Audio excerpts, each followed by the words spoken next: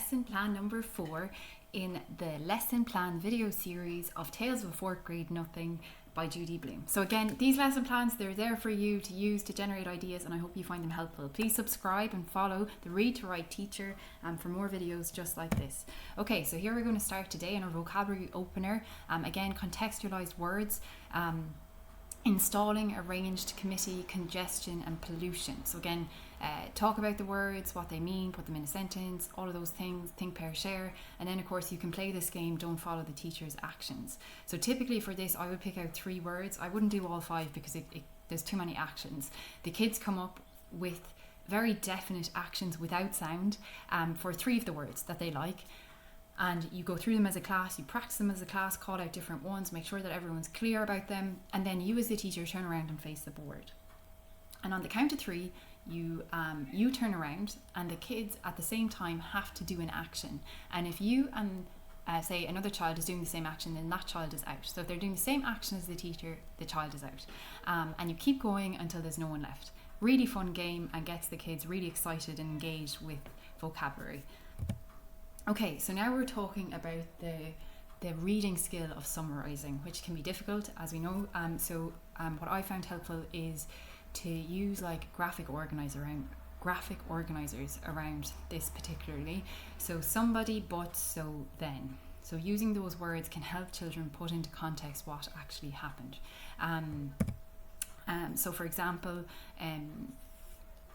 this was particular to when Fudge didn't want to eat his food, right? So what happened overall in the story, these words help them to put it into context.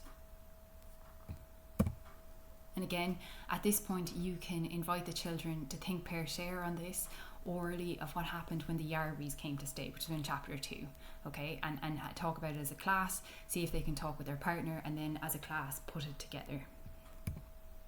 Right, so these are like big skills, but like it helps us when we start with I found with these younger classes, it helps when they start with something simple like this.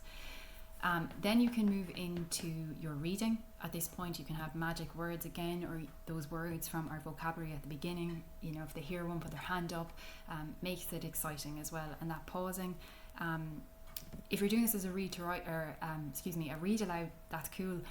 If we're doing it as the kids are reading, I always do the round robin reading, and I always find kids most enjoy this kind of thing when everyone is given the opportunity to read and there's no pressure. Like say someone doesn't want to read and you just say pass, and again there's no stress with this. It's very much an enjoyable experience for everyone then. And so again, these are some of your questions you can use, pausing as you go throughout, and make them up yourself as you're moving, and then of course have a brain break between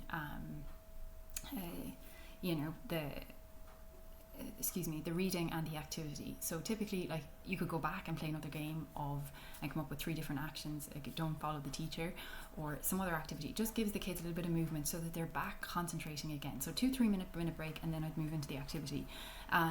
You can choose between, so they have to, so these are 2 chapters making the poster of Fudge.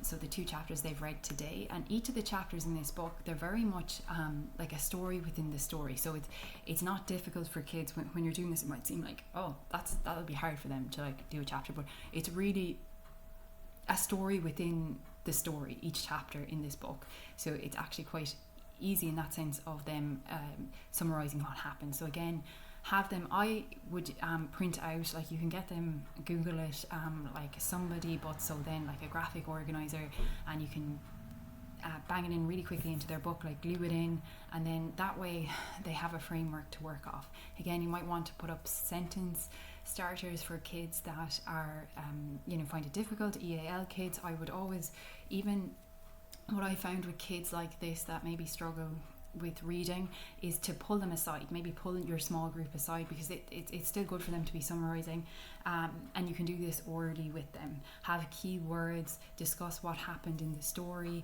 so that they're thinking about these things, even if it's not written down on the page. And again, so please follow along, keep with us. We're here on the Tales of Fourth Grade Nothing lesson plan video series at the Read to Write Teacher. Thank you.